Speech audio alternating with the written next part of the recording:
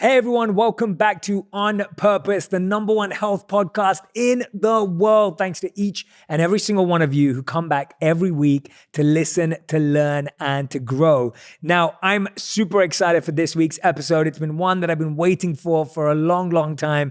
These guys are not only super talented, but really, really good friends. And I really believe in the work that they're putting out into the world and the work that they're doing. Now, when I first discovered them, I was absolutely blown away. And to see them grow and to see them have the impact that they're having and the impact that they're having on people's lives through the way they do it is just magnificent. So you know I'm talking about the one and only Yes Theory. They're one of the most inspiring creative entities of our generation. Driven by their motto, seek discomfort, this group of friends from Egypt, France, and Sweden travel the world conquering everyday fears with the help of their community.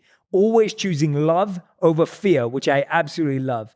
A few days after meeting in summer of 2015, they started a video series called Project 30, where they documented the process of doing 30 new things in 30 days. A few thousand subscribers later, they'd found their calling. Now, best known for their YouTube channel, Yes Theory is based in Venice Beach, California. They continue to produce unique, adventurous, and inspiring content, consistently putting in over 20 million views per month and more, from tackling insecurities like asking strangers for favors to bungee jumping out of a helicopter with Will Smith into the Grand Canyon. Yes Theory is on a mission to inspire, empower, and unify a community of people committed to reaching their full potential by seeking discomfort. Welcome to the show, Matt, Thomas, and Amar in spirit. Yeah. Guys, it's good to have you here, man. So good to be here, Jay. Thank you for having you us. guys are so epic. Like literally, like the stuff you put out is just, I'm like, I wish I was part of the crew, you know? Like that's how I feel. Like You're welcome anytime. Yeah. Really? Yeah. We should take Jay on something. Do you have a big fear that you've been trying to conquer? I would love to figure that out with you. Like that would be fun to figure out, like, what is my real fear? Because I feel like half the time, I don't think when you start breaking down a lot of fears, and I don't think this is true, but you can start thinking like, oh, I have no fears. And that's not true. I think we all have fears. I think I have fears that I don't even know about. So one day we need to do a brainstorm on what my fear is. And then we need to go and figure it out. Totally. And the biggest thing is just finding the fears that you feel like limit you, right? And sometimes it's the image or perception that you have of yourself.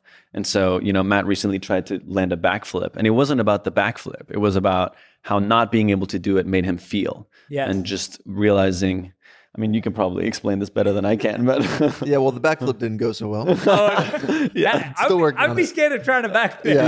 Yeah. So these are the scars from the backflip a couple of weeks ago. Yeah. No way. Yeah, but like Thomas said, the whole point is to achieve freedom ultimately, and a lot of people will dismiss fears that they have, thinking that it's either too dangerous or unnecessary. But in our opinion, whatever constructs that you've built for yourself and whatever fears that may seem small are the most important, because those small fears that you overcome allow you to overcome the bigger fears.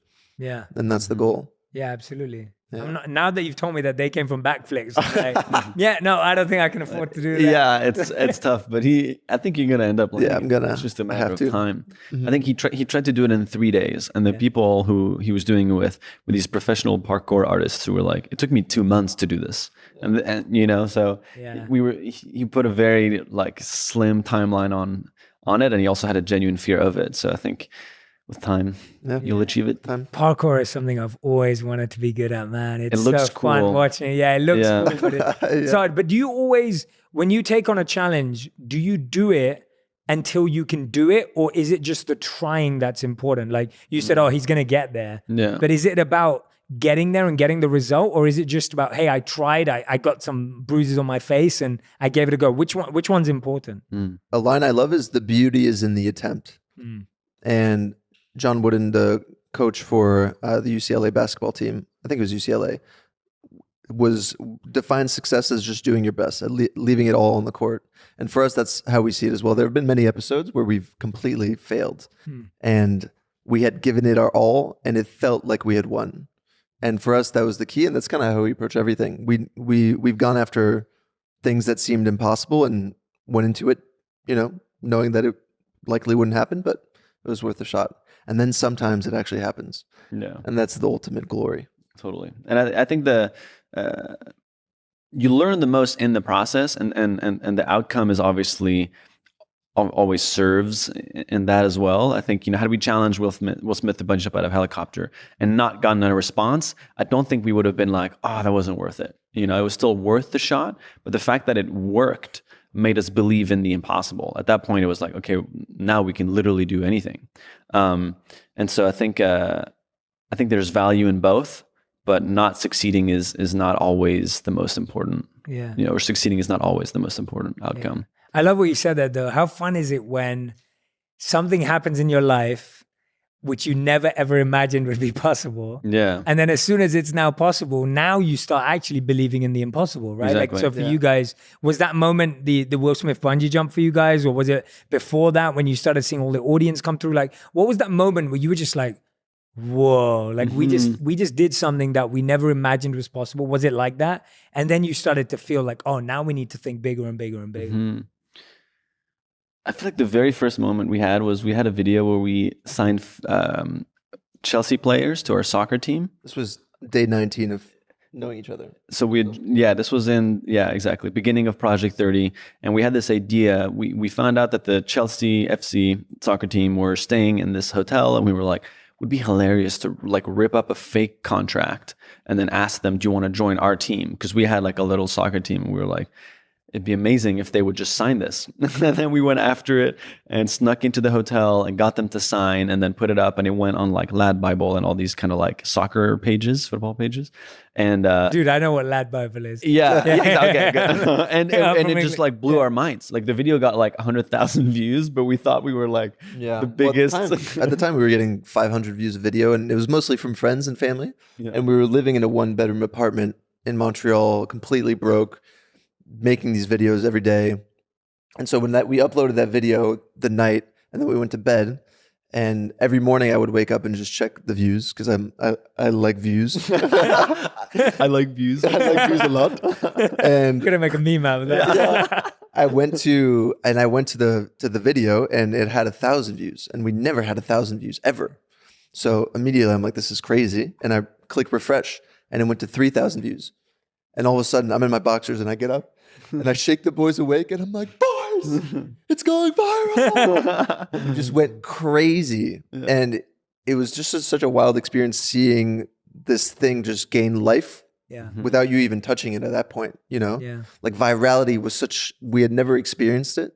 So to see your creation being experienced by so many people was such a fulfilling experience. Like, and then it gave us so much motivation, and it truly made us believe that like we could really bring our content to the world. Do you remember the players that you signed? John Terry and Nemanja Mati. Yeah, I know. I'm a huge soccer fan. So are you awesome. Chelsea? I'm a Manchester United fan, but I know exactly. Oh, I need to watch that video. I don't think I've seen it. It's pretty funny. It's like, I need to watch that one. It was one of the first ones we made, and it kind of made us. It was the first time a video worked beyond our family and friends.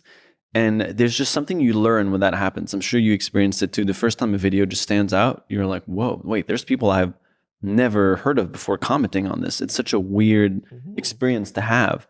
And I think that really, there's been like moments like that throughout time in the past 5 years we've been doing this that just expanded like what we thought was possible, right? Like that was like the very first one. The very first one was just starting and making the first video and clicking upload and then seeing that. It's like, oh, wow, we have a video. It's up on the internet. Wow. And then second, and then third, and then 17th day we do this, and that happens. And then I think just... Was it 17th or 19th? 19th? Maybe, probably 19th. but basically like it's the powerful thing with that experience is you just challenge what you expect from yourself, and then you can start pushing that and becoming a better filmmaker and becoming more creative.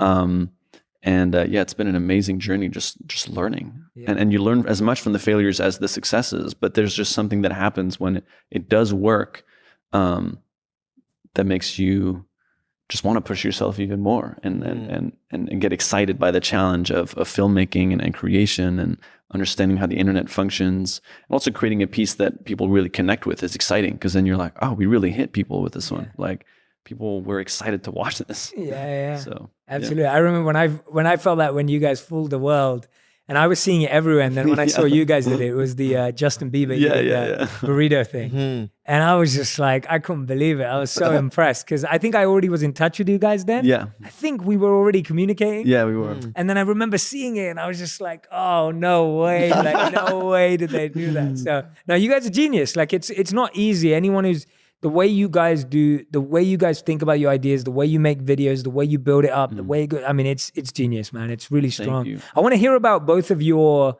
personal journeys of personal growth before Project 30 and Yes Theory. Like, I want to know, what was it in your own life that brought you to make this content? Because let's this could have very easily just been fun content, prank content. It could just be like that, but it's not. It's about seeking discomfort. There's a message. Like, you all believe that there's a rule behind your work, that it has to be centered around meaning and it has to have impact, right? It's not just, oh, let's just make some fun videos that get views. So tell me about your lives independently before Project 30 that already had that kind of mindset. Yeah.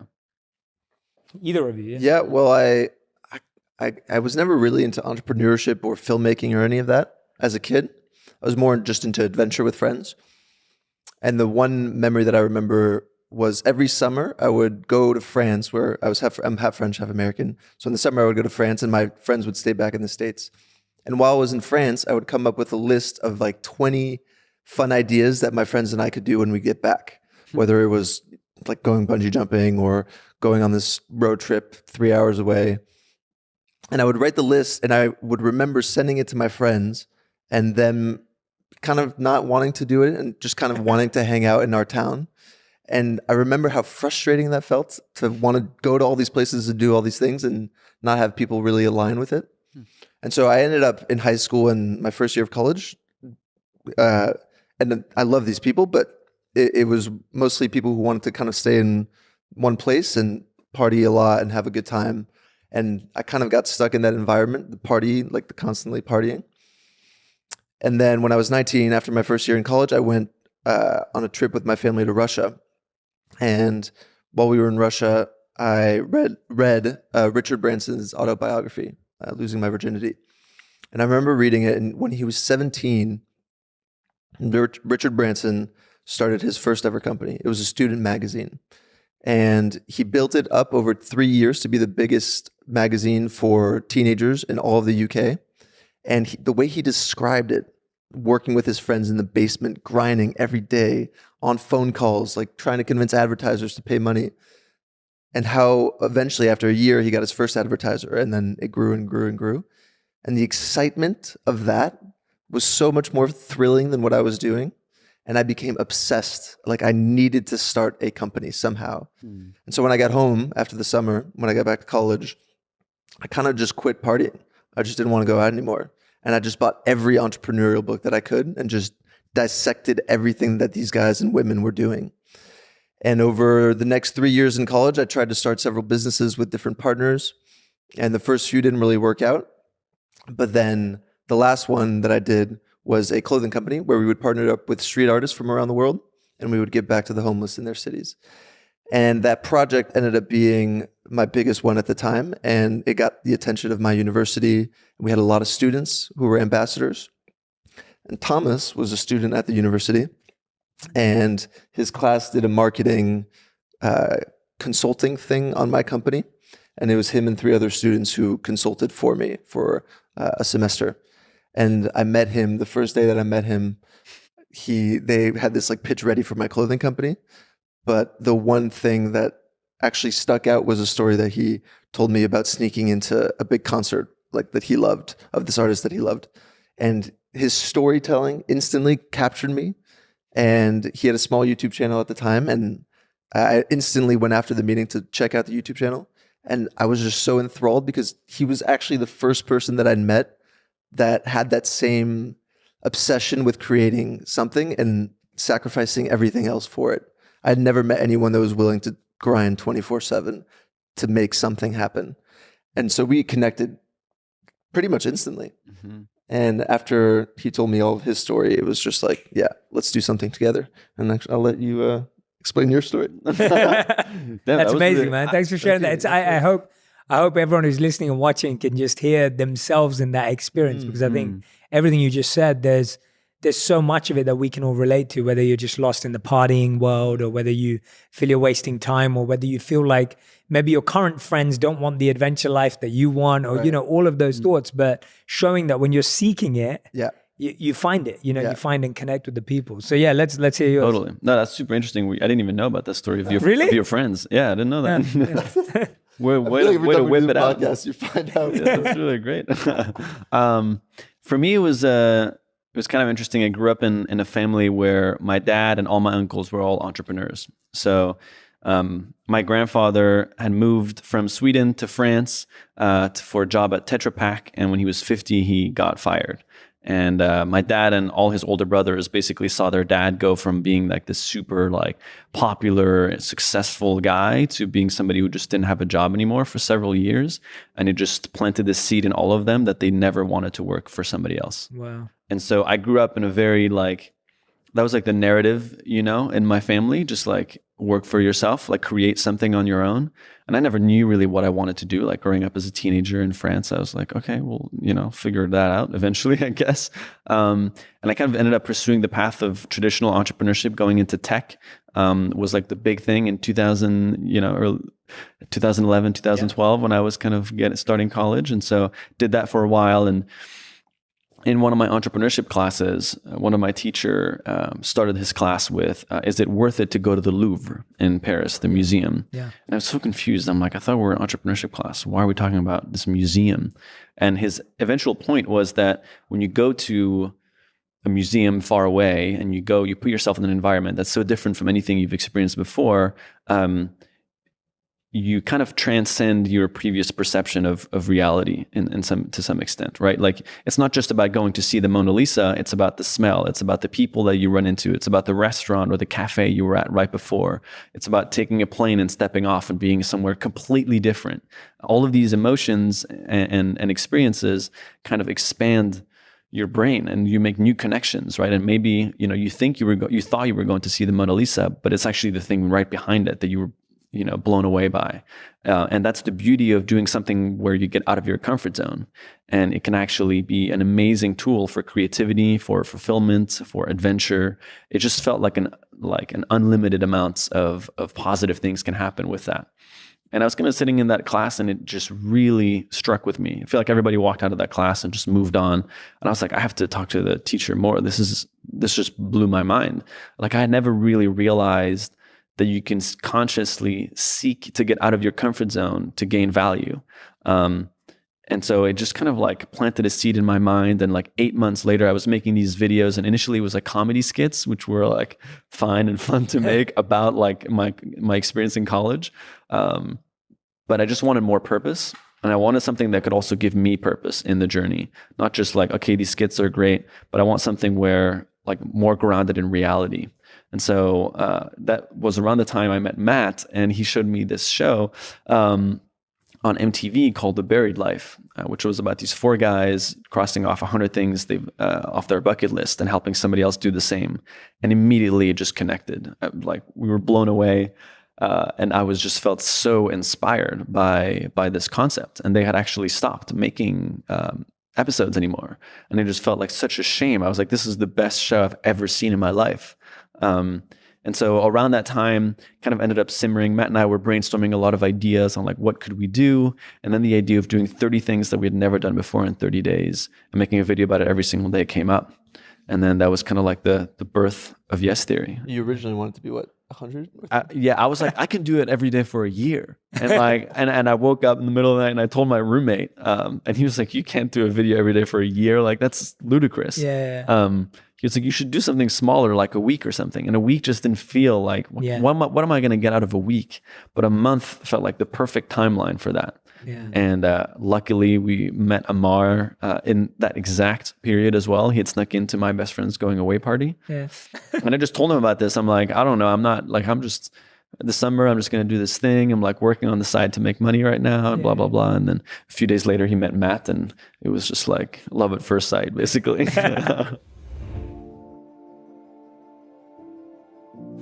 One saying we've all heard so many times has to be 2 steps forward, 1 step back.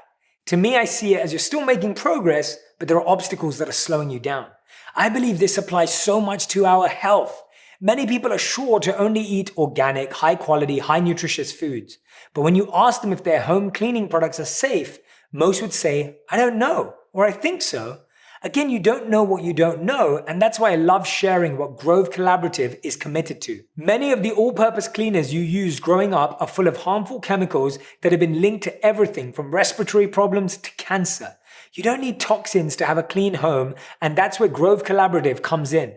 They understand that living healthy is more than just eating right. It's about ridding potentially harmful chemicals wherever you can, from the soaps and the detergents you use to their cloth you use to wash your face. Grove Collaborative is an online marketplace that delivers all natural home, beauty, and personal care products directly to your door. Every product they sell is guaranteed to be healthy, effective, eco-friendly, and affordable. Take the guesswork out of what products you should have in your home and go visit their site. Me and my wife love receiving products from them and notice that our home is just as clean, if not better. You won't regret it, and it may actually save your health and your families too. Let's stop taking 2 steps forward and 1 step back when it comes to our health. We now know what to and who to go for. Join over 2 million households who have trusted Grove Collaborative to make their homes happier and healthier. For a limited time, when my listeners go to grove.co/J, you will get a free 5-piece cleaning set from Mrs. Myers and Grove in crisp scents like mint or rose, a $30 value. Go to grove.co/J to get this exclusive spring cleaning offer, grove.co/J. Now, this is something many men usually deal with alone behind closed doors and can never speak about in public. Can you guess what it is? I can't hear your guesses, but I'm sure none of you said skincare. Most guys just feel like splashing cold water on their faces in the morning and before bed is just enough. We tend to believe having a skincare practice is potentially only for someone else. Now, I'm not most guys, and I'm grateful to have great skin, but now I see and understand the value of protecting your skin. If you want to look as good as possible for as long as possible, you need to address your skincare routine now. With anything, prevention is much better than finding a cure. If you want to prevent having bad skin that's damaged, Lumen is here to help. Lumen's mission is simple: to help give men the amazing skin they deserve through high-quality, expert-created products delivered right to your door. All of their products are formulated specifically for men's skin and made to target skin issues with maximum efficacy using top-notch ingredients like charcoal, green tea extract, and vitamin C. I love that you can choose from different skin concerns and they come up with the best management system just for you. Some of you know I've been trying their ultra hydrating moisturizing balm for some time now, and I have to say there isn't a day that goes by that I don't look forward to using it. It's just changed the vibrancy of my skin and also its health. It's something that my wife notices that I know it works. Recently started using their anti-fatigue eye patch. I love them because if I ever look too tired from looking at my phone or laptop all day because of meetings, I can simply take a few minutes to apply them and instantly I appear much more fresh and it really comes across. You deserve to look and feel your best, and here's where you start. Go to lumenskin.com/purpose to get a 1-month free trial of everything you need to start your skincare journey at home. That's lumenskin.com/purpose to get your first month free. lumenskin.com/purpose. I love it, man. That's amazing. Yeah, it's good to hear those stories because I think, I just love the fact that you guys found each other because that seems like such a big thing that you all share this fascination with trying out new things, new experiences. And you have this message, which is, if you want something, ask for it, right? Yeah. Like if you don't ask for something you don't know, tell me about how you became so convinced about that message or where that originated from. Because I think we're living in a world where people forget trying things that you guys try. We're just scared of asking for things on an everyday basis. Yeah. Even if it's simple things, right? Even if it's like really normal everyday things, we struggle. Tell us where that came from. Great question. I'd actually love to know what you think. Why do you think people are afraid of asking? I think people are afraid of asking because they think it shows their flaws or it shows their weaknesses. Because if you ask someone for something, it makes it look like you're weak and you're in need and you now have flaws that if they say no, then you now think they're going to think that you're not worth anything or that you've lost value. We generally, I'm just thinking of examples like people get scared to ask for what they deserve in a relationship because they don't want to make the other person feel like they have the power to give or not give them something. Or people feel afraid to ask for, they're having an issue with their building or someone in their life and they feel scared to ask for what they're worth because they're scared again. I think we're scared of giving away power. We think somehow that when we're asking, we're giving the other person the power because they're getting the power to say yes or no. It's almost like we've given them the power already. Yeah. We've handed over our power to other people. And these people get to decide who we are and what we do. And maybe it comes from childhood, from parents just being very stern. I don't know. But it's almost like having a taste of, like the first time you do it, it's so nerve-wracking, whether it's discomfort or asking for something that makes you feel uncomfortable. And then all of a sudden gradually it opens up this kind of freeing environment within yourself where you're like, oh, that didn't turn out so bad. Like I asked that person for help and they were so willing to help me. And then I asked that person, to share my post and they did it right away. And then all of a sudden, not only do you ask for help when you need it, but you're so much more empathetic and you're so much more willing to help other people. And then it becomes this cycle of you helping others and others helping you. And that's how, growth in general happens. Yeah. Otherwise, you're just stuck alone and you're helping nobody and you're not being helped and you just kind of stall. Yeah. It also creates, it attracts the people, it's a great filter too, right? Because like somebody who's going to help you is open-minded and empathetic and kind, most likely. But it also if I was never sharing what I wanted to do, you and I would never have connected. And if you were never sharing what you wanted to do, we never would have found that middle ground. And same with Amar. And I think that the beautiful thing is we weren't afraid to ask each other for help in different areas. It's kind of like, I think one of our friends, Ben Nemton, who actually is on the show Buried Life, says that you're drastically more likely to actually make something happen if you write it down. And you're even more likely to make it happen if you have an accountability buddy. So somebody who holds you accountable or who can potentially help you, because now you're making it real, right? Like so many people in the back of their minds think like, oh, I'll run a marathon one day, maybe, but if you start to take the steps towards it and tell people you're going to do it, immediately now it's real. So it's very easy to get stalled and never have anything happen. Yeah. But I really like the way you mentioned it too, about in relationships, asking for what we want. It's so important. Yeah. And I think we struggle to ask for stuff because we also haven't invested enough to ask, in the sense of even when you guys are doing a trick on the Chelsea football players, you've still invested in making a contract. Like you've got into that place. Whereas if you just walked in and walked up to them and said, hey, do you want to sign for my club? And there was no contract, you hadn't planned it out. Right. They probably wouldn't have agreed, or there would have been no video. It would have been just some silly prank video. But it's when you've created a scenario, and similarly in our lives, like if you've invested in a relationship with someone or you've put some time and energy into it, you then feel that you're able to ask. And I think that's why we struggle to ask, because we've not really brought anything to the table. Does that make sense? Yeah. So interesting. Yeah, no, it's cool. I like looking at it for you guys because you guys are doing this on a daily basis. Like the amount of times you've heard the word no, like you're called yes theory, but you've probably heard more no's than anyone in the world, I'm guessing, at this stage. Because of what was like the biggest no, like when you tried a new video idea or you tried a concept and it was just like, nope, like this, it's not going that way. Probably Elon. Funny enough. Yeah, we're actually trying to pull off something we're calling Elon Week. Okay. We're going to try our best for an entire week to try and get Elon's attention, to ask him a question. I love it. And we've tried in the past, and he's a very, very difficult man to reach. Yeah.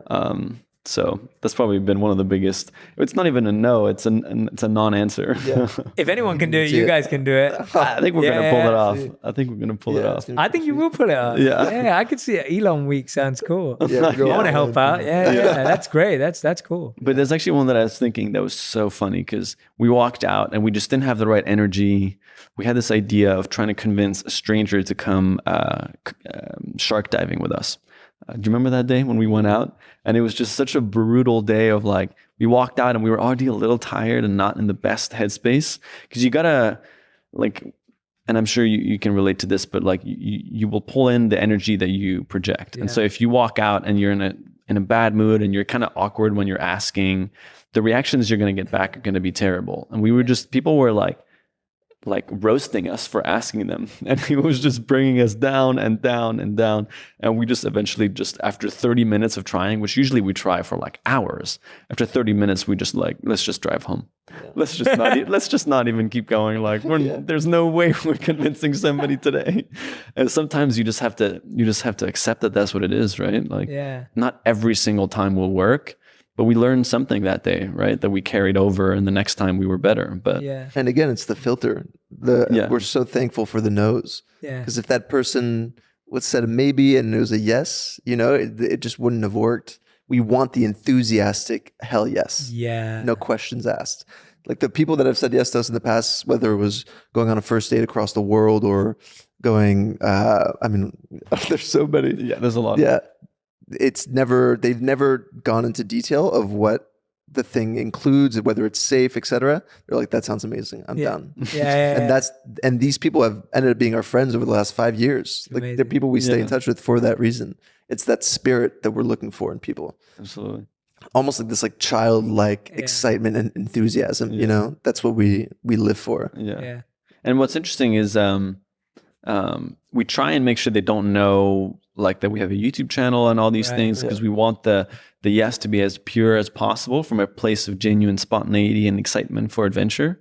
And so when we get that, like we've just been so lucky, like you're saying, to meet some incredible people that were open to 2 strangers or 3 strangers on the street walking around asking them for something ludicrous. And then in the end realizing what we love is keeping, because then it all just becomes more and more positive surprises, right? Like what, we're actually flying to this place, and what, like, it's an amazing thing to just watch it unfold in their eyes and reward them for the trust that they had in that moment. I'm often amazed and shocked when I talk to some of my friends who own businesses. They tell me that they're struggling to grow and expand and do not know what to do. My first response is, do you have proper visibility over your financials, HR, inventory, e-commerce, and more? Most tell me no. So at that point, how can they plan to grow their business? I don't think it makes sense. Businesses that do well know all of this, and the truth is, you can too by signing up with NetSuite. Whether you're doing $1 million or hundreds of millions in sales, NetSuite lets you manage every penny with precision. You'll be able to compete with anyone, work from anywhere, and run your whole company right from your phone, which is incredibly useful. Join over 20,000 companies who trust NetSuite to make it happen. They're the world's #1 cloud business system for a reason. NetSuite surveyed hundreds of business leaders and assembled a playbook of the top strategies they're using as America reopens for business. Receive your free guide, 7 actions businesses need to take now, and schedule your free product tour at netsuite.com/J. Get your free guide and schedule your free product tour right now at netsuite.com/J. That's netsuite.com/J. Yeah, that's awesome. One of the things I've been reflecting on, what you guys are both echoing, is just how everyone who's winning more is actually also losing more. So it's like anytime you're getting a yes, you've already heard like 39 no's. Right? It's like every time one of those people after hours says yes, that means you've spent hours hearing no's. And whatever we're doing in any of our spaces, whether it's trying to get Elon or whether it's trying to make a new video or coming up with a new concept or launching a new podcast like you guys are doing soon, like whatever it is out of all of those things, it's like you've heard no's the whole way. And I think getting used to hearing no is actually such an important skill. And it sounds like you guys have really mastered it, because I can't imagine how hard it is. It's so easy for you guys to go on the streets and be like, we're yes theory, like, to try and, but I love the fact that you're not actually getting people to say yes because you have a YouTube channel. They're saying yes because you're getting that pure yes, as you said. I mean, that's awesome. I've loved that. That's great to hear that, because I think that's hard for people to understand. What's been the, what have you personally learned from breaking through your fears? Like which one for you was like, I really got over something, right? Like I really broke through something deep, personal, and intimate for me when we did this thing. That was the one where I realized I learned a lot from it. So what was the fear, or what was the challenge, or what was the discomfort, and what was the lesson you learned from breaking through that individually? And it can't be together if it's no, yours. Yeah. You can go ahead. For me, probably the most difficult experience that I've had doing this the past 5 years was we went out with Wim Hof Iceman in Poland, and we ended up creating a documentary out of it because the experience was not at all what we were expecting. Like we thought we were coming out to do the Wim Hof method and learn the basics. And as soon as we got there, he saw us all wearing our Seek Discomfort sweaters. And the first day we're like, let's go cliff jumping in the water. And he's like, okay. And, he's kind of seeing that we're comfortable being in uncomfortable situations. And so he's like, okay, the Wim Hof method is not going to work. Like, this is going to be too easy for you guys. We got to up the stakes. And we're like, what does that mean? And so the next day we wake up and he's just pacing back and forth in the breakfast room. And we're like, what is he? What's going on? And he's like, I don't know if I'm allowed to curse, but he just goes, F the training. We're like, what? We're not going to do any of the training. We're going 10 minutes in ice water. Prepare. You have 30 minutes. Don't eat any breakfast. We're going in 30 minutes. Set your mind. And we're just like, what are you talking about? It's like negative 10 degrees outside. Yeah, it's already, there's a snowstorm outside. Typically, if you spend more than 3 minutes in like below freezing ice water, which we were about to do, you can hit hypothermia if you're not careful. Like, there's a lot of risks. Like, there's no medical staff, nothing. Yeah, we're just like, wait, what? Who has done 10 minutes? And this isn't just like a regular ice bath. This is like a moving body of water. So it actually makes it much more challenging, because when you're in an ice bath, there's like after a few minutes, there's like a very thin coat of warm water that builds around your body. But here it's impossible. Like, you're freezing the entire time. And I put my toes in the water and I was immediately like, I need to get out. Like, within 10 seconds, I thought it was over for me. But we walked in all together, ended up doing this, like saying yes to like, okay, let's do the 10 minutes. Let's try it. In my mind, I was like, I'm going to last 2 minutes, 3 minutes. And I'd never been in so much pain, physical pain, in my whole life. And I definitely do not recommend for anyone to try this at home. But I think having these guys around, and then having Wim there, and he saw that I was the one struggling the most, like pushing me and encouraging me. And then in the end, ending up breaking the 10-minute mark and then running back up to the sauna. And it took me a whole hour to like get back to normal temperature. Yeah.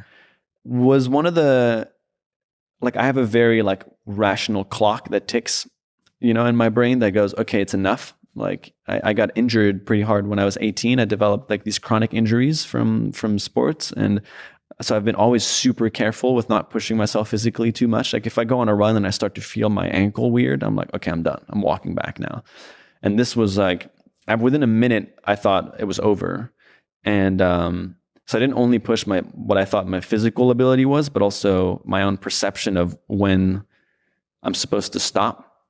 And after like calming down from that, just being so proud of myself for having achieved something that I genuinely believed was impossible 30 minutes earlier. I didn't think going to Poland that I would pass 2 minutes in the ice water. I thought we would train our way up to 2 minutes. So to have done 10, only using basically like the small skills that I have in meditation, just trying to like control my pain. And I would love to ask you about this too, but it's just, there was something in there where I just transcended, and I had to be so focused on just, because as soon as you start shivering, it's over. So that was the main thing he was telling us. You just the only thing you can use is the power of your mind. And I was like, what is he talking about? Like, the power of my mind? I'm freezing. There's nothing to do with my mind. But what I realized is so much of my own limitation that I'd set was in my mind. It wasn't the physical pain. It was how I was coping with it, and how far I was allowing myself to go. Yeah. And then the next day we climbed a mountain in a snowstorm in shorts. That's it. Shorts and shoes. Got to the top, and that also just became one of the most surreal moments. So like back to back, I just did two things that I never thought I could do. And after a few days of reflection, I just realized that now I'm like, I approach certain challenges with a completely new perspective. Like, I don't always, previously I'd have like this okay, this is how far I can go. You know, in my mind, I had an idea of when my limit was going to arrive. And now I'm always kind of, you know, second guessing it, not to push myself and get injured, but I'm always making sure that I haven't set, you know, a limit to myself that can actually just hold me back from how far I can actually go. Yeah. So it was a very interesting experience. That's awesome, man. But in the end, just ended up gaining a new level of self-respect for myself. I'm like, damn, what else can I do? You know? Yeah. Which was amazing. Thank you for sharing that, man. That's what I love about this story, because I think for a lot of people who are listening and watching, it's like when we see these incredible feats being performed, we often think of people who like train for them, or people who are like athletes and like naturally athletic, and they have like, you know, like, and it's just like when you just look at it as normal people, like we're all of us sitting here, we're just normal people who are trying to do extraordinary things with our body or our minds and giving it a go. And when you're talking about it, I can hear it. And I really appreciate your honesty and vulnerability of just like, basically I thought it was going to last 30 seconds. And I think that's most of us in so many places. But when I hear you say it, hopefully everyone who's listening and watching is going to be like, oh yeah, if Thomas can do it, like I can do it too, you know? It's like, and I'm not saying, again, don't try it at home, but the point being that you start to be like, oh, well, if he didn't train and he's not, you know, it's not like you're an athlete. It's not like you come from an athletic background. It's just, this is what you could achieve by saying yes. And again, very importantly, being around a good supportive group of people, being with an expert in what he does, and being in that space. Yeah, I love that, man. That's a good for story. that same reason that we're so obsessed with community. Yeah. Because had you been in that water by yourself, no, it's zero, literally no 0% chance. Yeah, I think for all of us. Yeah, that's what we just everybody thrives with the supportive community. I love it, man. What's yours? Mine was last year. I did my first Ironman, full Ironman triathlon. And insane. It just like Thomas said, there was just this impossibility to it, and I'd heard about it when I was 21 from a friend of my parents, who was this 45-year-old dude and so athletic, and he told me what it entailed. I don't know if you know what an Ironman is, but it's a 2.5 kilometer swim, 180 kilometer bike ride, and then a full marathon. So on average, it takes then a full marathon. Yeah, it's insane. And so when he explained it, that immediately just kind of you cast it aside. There's just no chance. But then as we started to do Yes Theory and started to meet all these incredible people, we started to meet more triathletes and people who had completed Ironman, like Rich Roll, who became a big inspiration. Did you? I interviewed him last week. Oh, no way. I was with him yesterday. I was on his podcast yesterday. Oh, amazing. Yeah, he's a legend. Do you guys know him? Yeah, he's a good love that guy. Yeah. And so seeing these people, like you're saying, normal people who achieved extraordinary things, you start thinking like maybe there's something here, but you don't immediately go for the full thing, usually not straight into the water for 10 minutes. So I started to do a smaller triathlon, then a half Ironman. And then actually on the day of the jump with Will Smith last year, or was it 2 years ago? 2 years. 2 years ago. Yeah. 2 years ago, I met his personal trainer, Aaron, and I'd been thinking about doing an Ironman. And I walked up to him, and I hadn't talked to him ever before. I was like, hey man, I heard you're Will's personal trainer. He's like, yes, I am. And I was like, well, I'm doing an Ironman in May. You should do it with me. And he kind of just looked at me like I was crazy. And I was like, all right, cool. I'll see you later. And then I ran into him an hour later, and he'd thought about it. And he was at a point in his life where he needed something to break constructs and just get out of his shell. And he accepted. He was like, yeah, let's do it. And so within a month, I was training with Will Smith's personal trainer nearly every day, and he was giving me this curriculum of what this would actually entail. And when I'd thought about doing the Ironman, my goal was I just want to finish. 17 hours is the max. If I do it in 17 hours, I'll be so stoked. I'll be the happiest man alive. And then when I started to talk to Aaron, Aaron said, when you do something in your life as big as this, you should never, ever, ever half-ass it. It should be full commitment, because it's going to reflect in everything else you do after. And I never thought about it like that. I always just thought you needed to finish the thing. That didn't necessarily require full effort.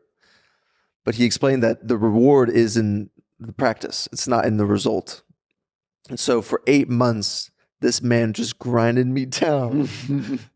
Like you can, to pebbles. I was just every day woke up at 5 a.m. feeling broken and having to go for a 2-hour run and then a 3-hour bike ride, So by the end of the 8 months, and this required me to take time off of videos and traveling, which sometimes is very frustrating for these guys. Yeah. But I told them it was worth it. I was like, guys, this is going to be worth it. And then on the day of the race, Aaron and I had decided that our goal was to do it in under 12 hours, which is it's the top quarter of the people that finished the race. Whoa. Which, having never done a full one, I was just like, this is ridiculous. And with no sleep, because you don't sleep the night before, you're so anxious, and you have to wake up at 3:30 a.m. to get to the starting line. How many people do it? 2,000 did it in that race. I think 40 to 50,000 do it a year. Okay. And what's amazing is it's people of all ages, and like there's 21-year-olds and there's 70-year-olds that go for it, and each have their own respective goals. But so when I did it, and what ended up happening was I did the swim, then I did the bike, and then on mile 10 of the race, which was about 10 hours in, my body just completely shut down, and I started to cry and started to walk.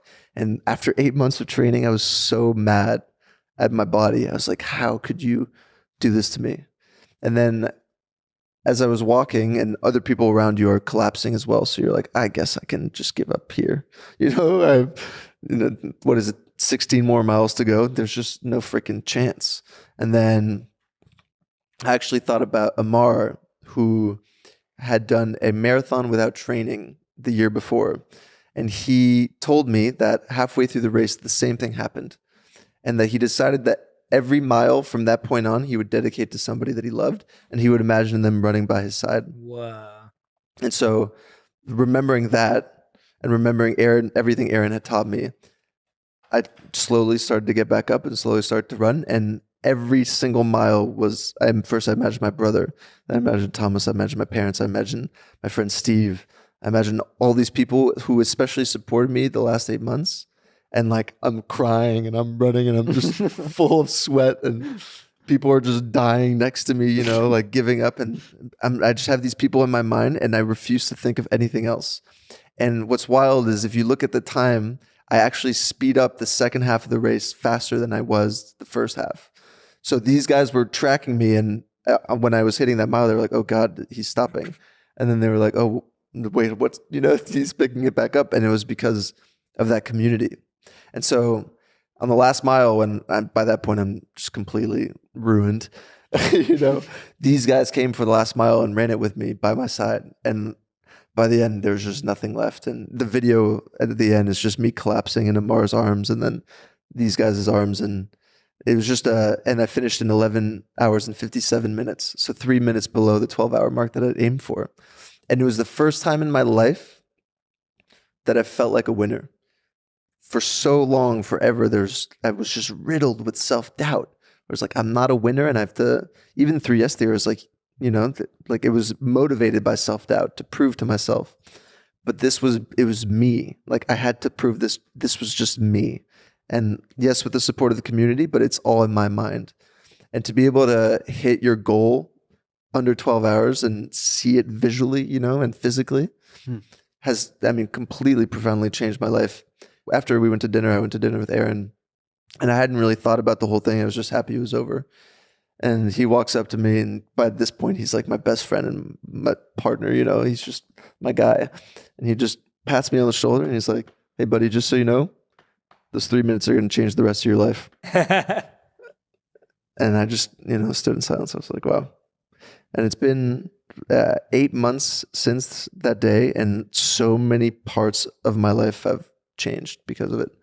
So many things I thought were impossible have changed, whether it was with relationships or goals that I had, or even something like approaching a backflip that I never, there's just small things and big things, because I finally was able to prove to myself that I could win. When it just changes your identity to go through that discomfort and to come out successful. It's the most blissful, beautiful, freeing experience that a human can possibly have. So to chase that discomfort that's why we preach it, because that's what creates freedom, And even for somebody like you, I'm sure writing a book has been a thing that you've wanted to do forever, for example, and so many other things. But to actually have it in your hands, be like, I made this thing, and it's probably going to be number 1 New York Times bestseller, baby. Like you did this, and these are physical manifestations of what we're capable of. Yeah. And the reason something like a yes theory or seek discomfort never gets old is because the challenge just continues. You know, what else can I do is the question. And, you know, there's opportunity everywhere. It's endless. And that's what makes life so goddamn exciting. It's like a playground for all your dreams, one after the other, if you tackle them. Yeah. It's the most beautiful thing.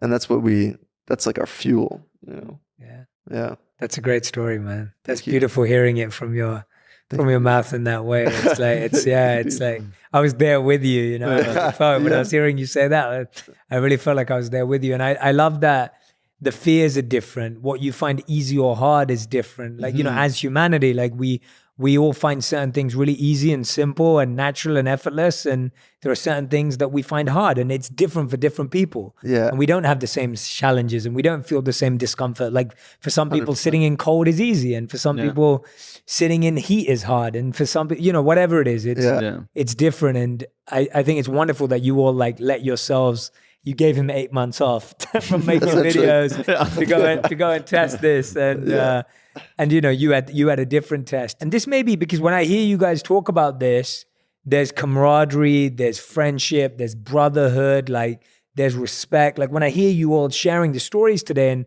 when I watch your content, it's not like a dare. Right? There's a difference, and it's subtle, but it's something that I really want to bring up, is that I don't feel like you guys are daring each other. It's like you're like cheering each other on. You're like wanting the person to win. Tell me about the difference between a real discomfort challenge versus peer pressure. Because I feel like there's a difference, and I feel like you've built a community around really challenging yourselves and rooting for your friends and brothers to win and sisters to win, and you're really rooting for each other. Whereas I feel that in the same way, we often experience dare culture or like peer pressure culture, or like force culture. And I know for me that force culture is always made me back away from challenges. Totally. Whereas the brotherhood has always made me want to challenge myself more. So tell me about how you've been able to understand the difference and how you've been able to focus so strongly on the positive one. Yeah, that's a great question. Yeah, that is a great question. I think the intention behind it is the most important thing. Like, why are you, challenging this person to do it?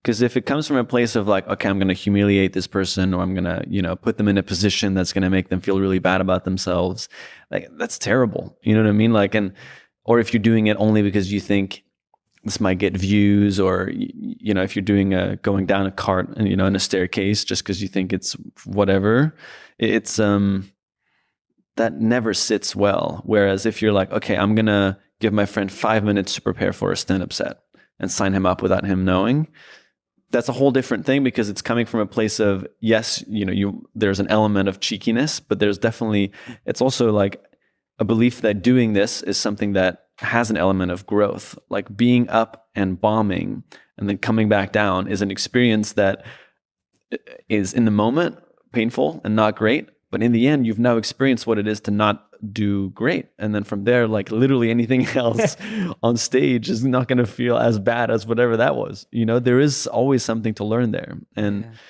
with everything we do, if we ever put each other in uncomfortable or difficult situations, it always comes from a place of love. It comes from a place of, I think, this person is actually going to benefit from this experience. There's, would you agree with that? Mm-hmm.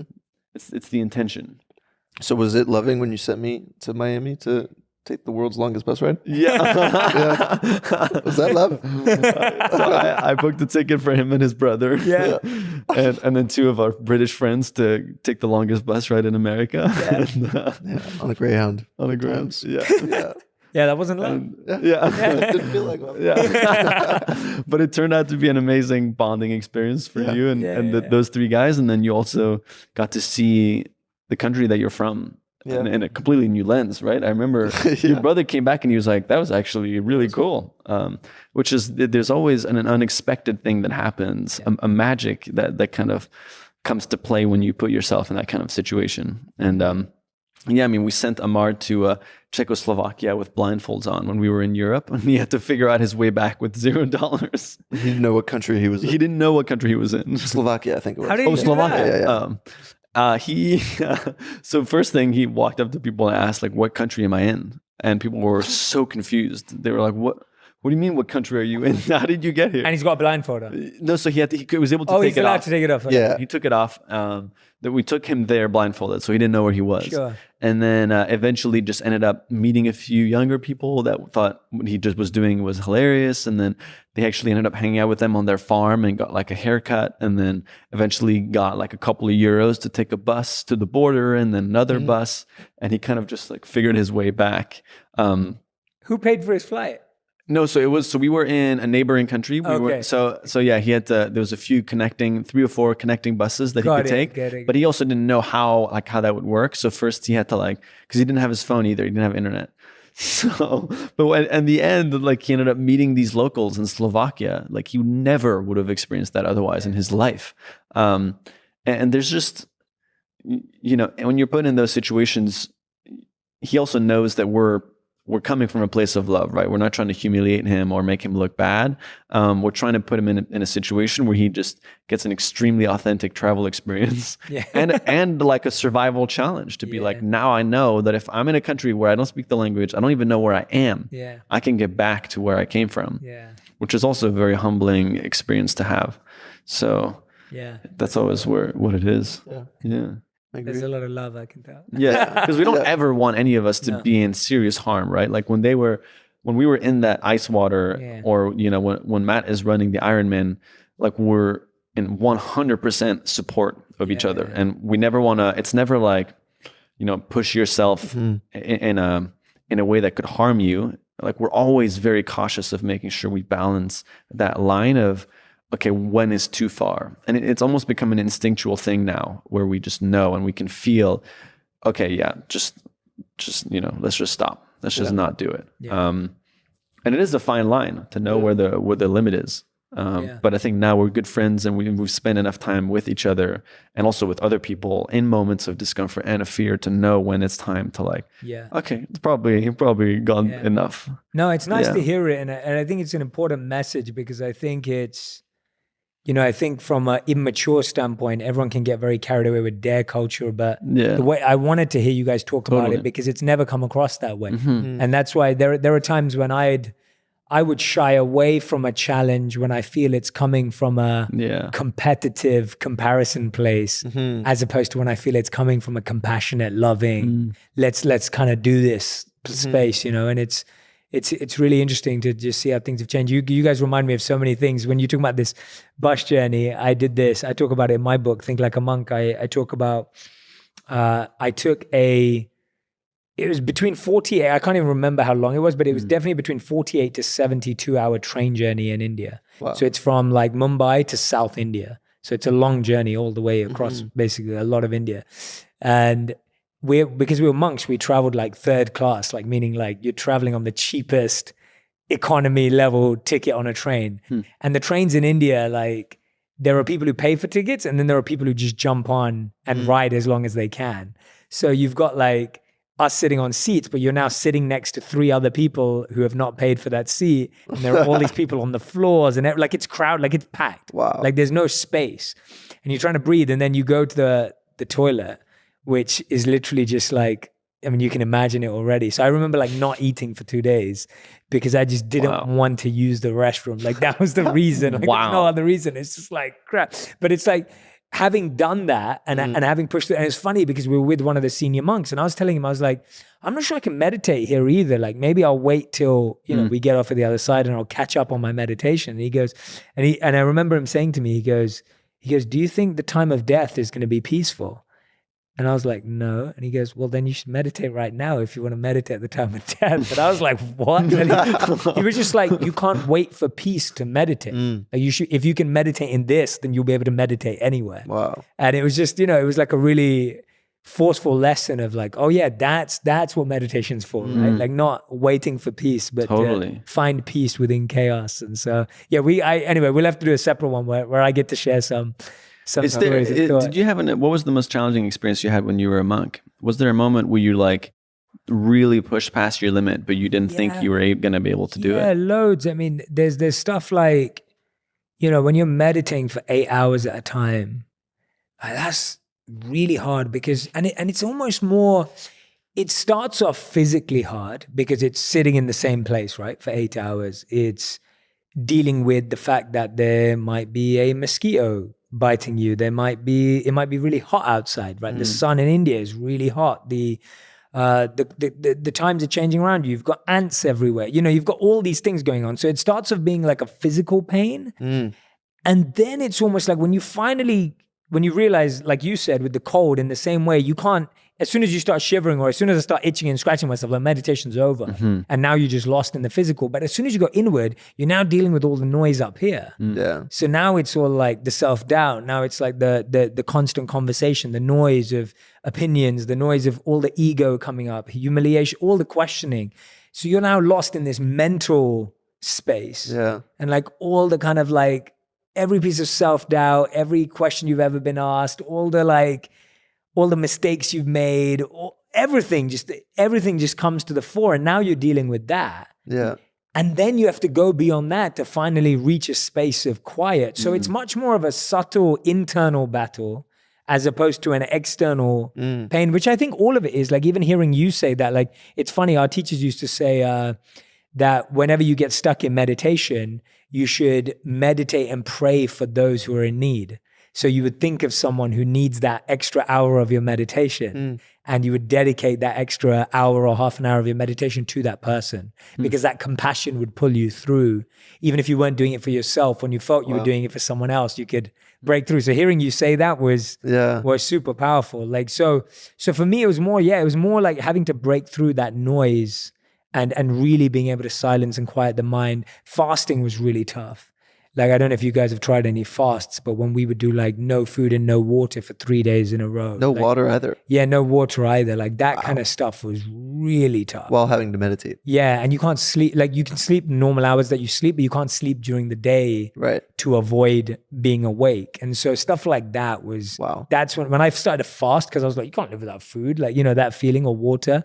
When you push through that for the first 24 hours that you do it, you're like, oh wow, like, you know, my body can actually live off of a lot less than I believe. So things like that, being in extreme heat and extreme cold, it was never the cold baths, but it was like whether we were at the foothills of the Himalayas, and we would bathe in the Ganga or the Ganges as it's known.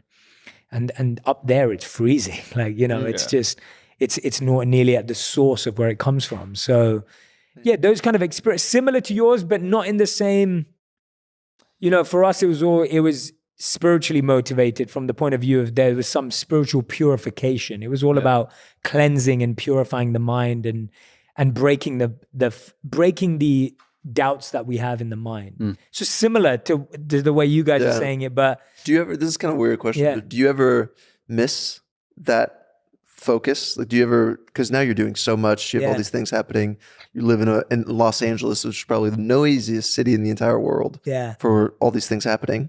It's the polar opposite of what you were doing before. Do you ever miss that kind of environment? So I feel like I'm applying the same mindset that I applied there to what I'm doing now. And that's why I feel like I'm still thinking like a monk. And I feel like you guys are too, because all I'm doing is, the noise is different.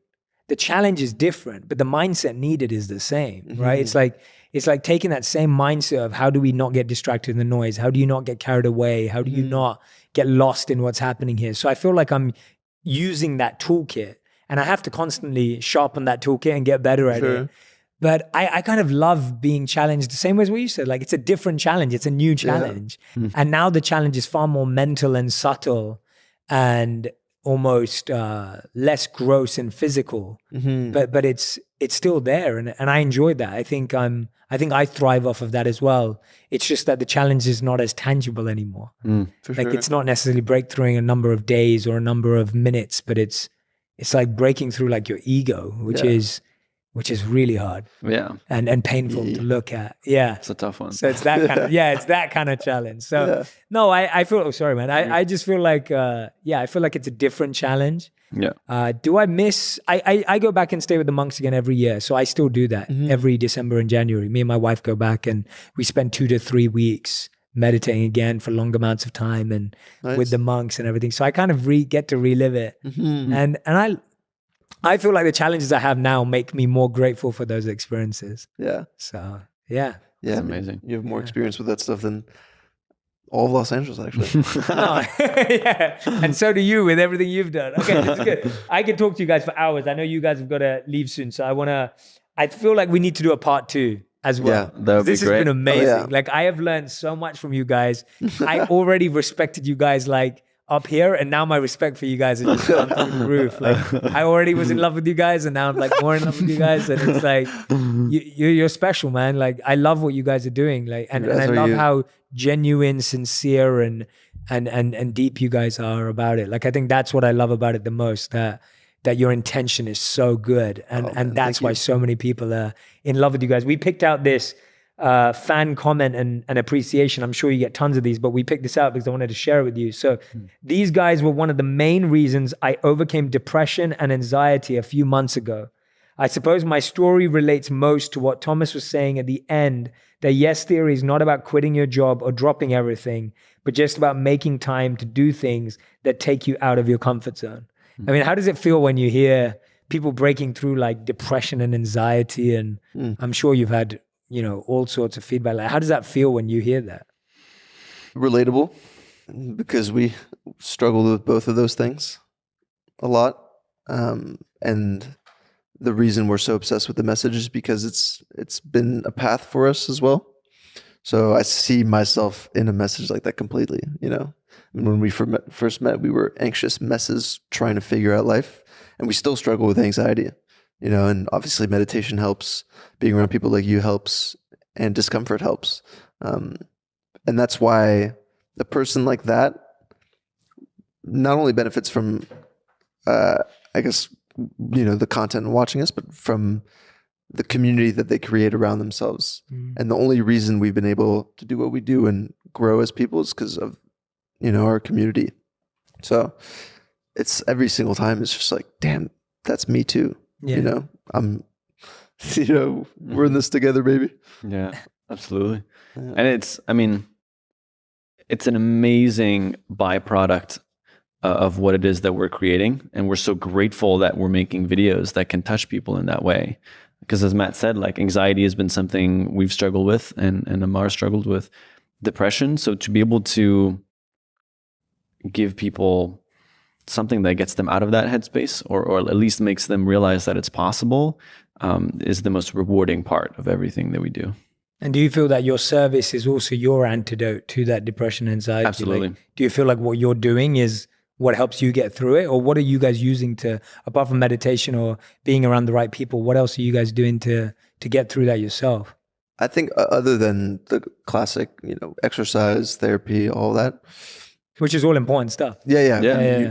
Much needed. Yeah, I feel like if people don't have a great morning routine based around, for us, it is Matt got me into meditation and exercise, and then, weekly therapy, and then just journaling as well. All of these basic things seem quite simple, and you hear them everywhere, but there's a reason why everyone says they're beneficial, right? It's because it actually does make a difference.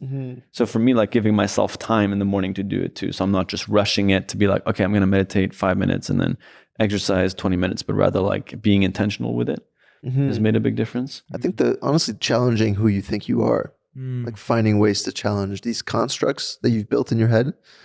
Like, I am a depressed person. I am an anxious person. No, you're not, but you're doing all these things that reinforce that story. So how do you shift that story? And honestly, doing extreme challenges for yourself you start to question all these things you've told yourself your whole life. That's why it's so important to do something like that really you think. And this is coming really from someone who is anxious. Yeah. And who's said, I am anxious all the time. Yeah. I'm an anxious person. I used to tell myself that I'm an anxious person. And it's like, no, shut up. Shut up. Yeah. But then that's the first step of being like, there is a version of me that can experience less anxiety and also accept the fact that anxiety is a part of the scope of emotions that everybody in the world experiences.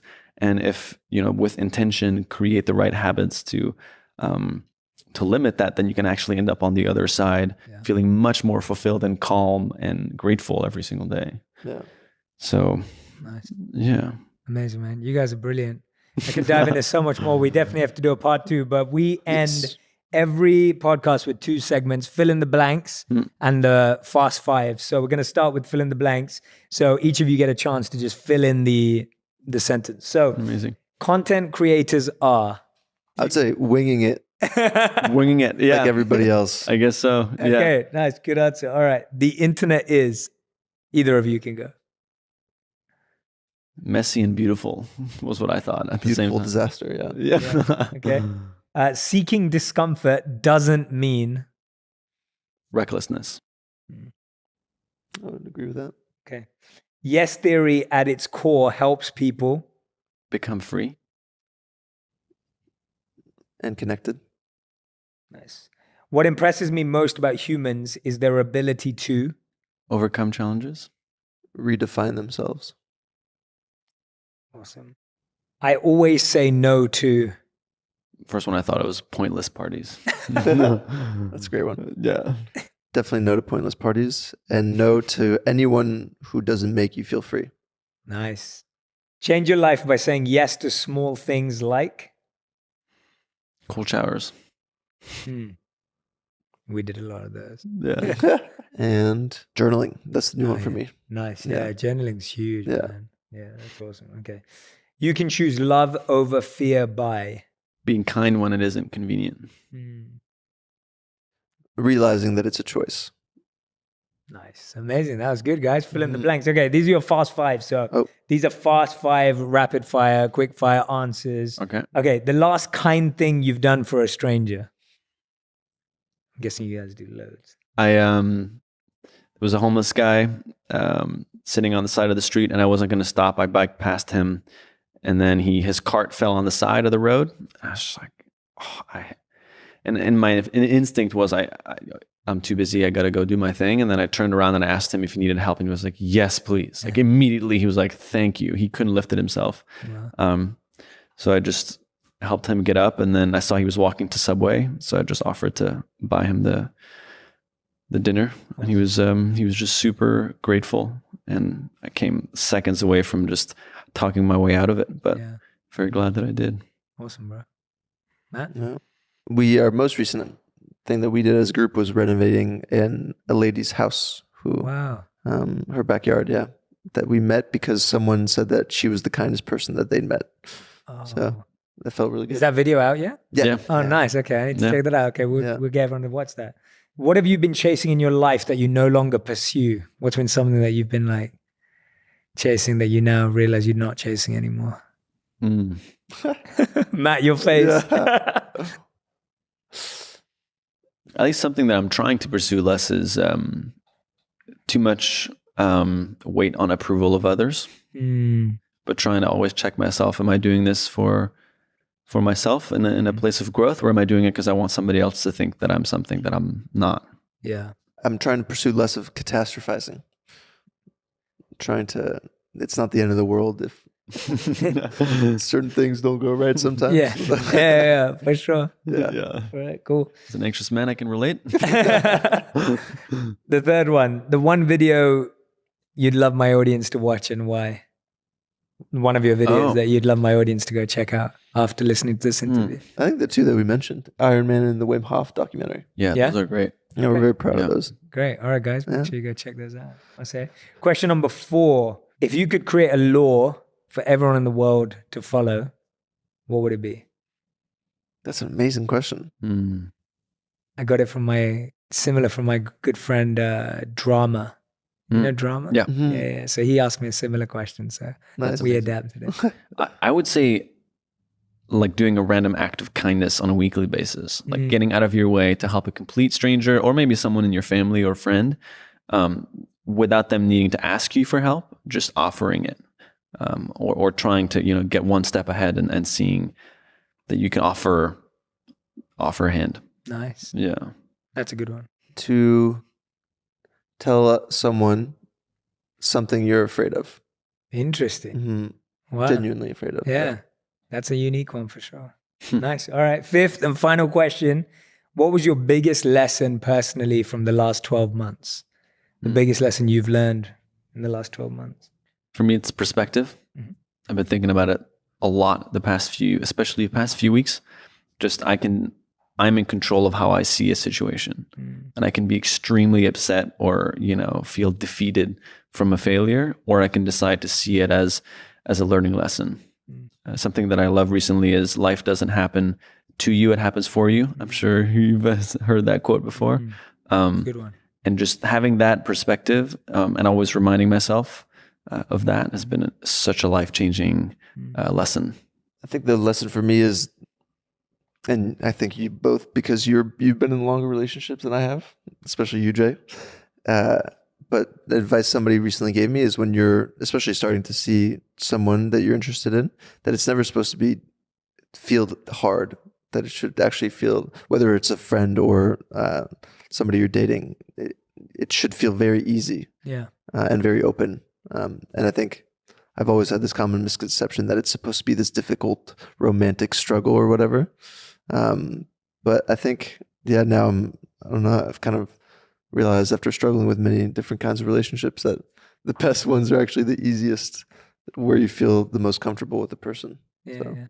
I love it, guys. That's Yes Theory, everyone. You guys are amazing. Matt and Thomas, thank you. Cheers, dude. Thank you for doing this, man. Appreciate you guys it. you guys are brilliant. And I hope that today's allowed people to see the depths of your minds and just how much you're both dedicated to this process. Like you guys are really living it, and that's the best part about it. You guys are genuinely testing yourselves. You can see how much growth and learning's happening in those minds and through the lives that you're living. And I'm so excited for you to be friends for decades. Absolutely. Because I feel like, we're all so lucky that we're meeting each other now. Yeah. And I feel like one day we're going to look back when we're like 70 years old, 8 years old, and we're going to look back at like all the stuff we used to say and all the stuff we used to do.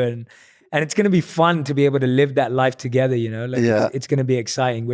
I'm so grateful to know you guys right now. And I'm just so excited to see what you do. I'm excited for your podcast. Yeah. That's about to launch. Tell us a bit about that, and tell us a bit about why people should listen to it and where people can find it, and absolutely why you started one. I'm excited. It's finally an opportunity for us to go deeper. And in the videos, you can't always really understand how an experience became powerful and what we actually learned from it. And so it's an opportunity for us to bring in some of the most I guess it's an opportunity for us to bring in some of the most exciting people that we've met along the way that have truly changed our lives, and dive deep into what we've learned and how you can apply it into your own life. So obviously your podcast is very targeted, is very oriented towards self-improvement. And at the core of our message, that's what, we definitely align on that. Yeah. And so what we want to do is just give people opportunity to really dive deep into the topic of discomfort and into self-improvement, to then just be able to grow and as a community and as individuals. Amazing. What's the podcast called? It's called the Yes Theory Podcast. Easy. Super nice. simple. Is there anything you want to say about the when? It's launching. Do we have the exact date? So it's launching early April. Okay. So by the time this is out, people will know that it will already be out. So if you're listening to this, it's already out. Yeah. Go and find it. It's an opportunity to dive deep into discomfort and hopefully get some incredibly insightful conversations. Amazing, man. Yeah, go follow these guys across Instagram. Follow them on YouTube. Of course, subscribe if you haven't already. Go check out the podcast. Highly recommend everything they put out. Thank you, brother. And just so grateful to have you guys on. Thank you so much, man. Appreciate it. Read your book. Yeah, I'm excited to get it to you guys. Yes. Yeah. Thank you, man. Congratulations on that. Thank you so much, man. This was awesome. Of course. Thanks everyone for listening. Make sure you share on Instagram the biggest takeaways from Matt and Thomas and Amar and Spirit. Tag us all in on Instagram to let us know what you gained, what you learned, which was the wisdom nuggets that stood out to you. And I can't wait to see them. Make sure to tag all of us so that we can reciprocate and engage with you guys. Thank you so much for listening. Take care. Hey everyone, my name's Jay Shetty and welcome to my YouTube channel. Every week I'm sharing 3 videos that are going to help you feel more fulfilled, feel more happy, and more successful. Make sure you subscribe to this channel so that you can find out about the videos as soon as they launch. Press the like button and leave a comment, and let's keep making wisdom go viral together. Make sure you subscribe.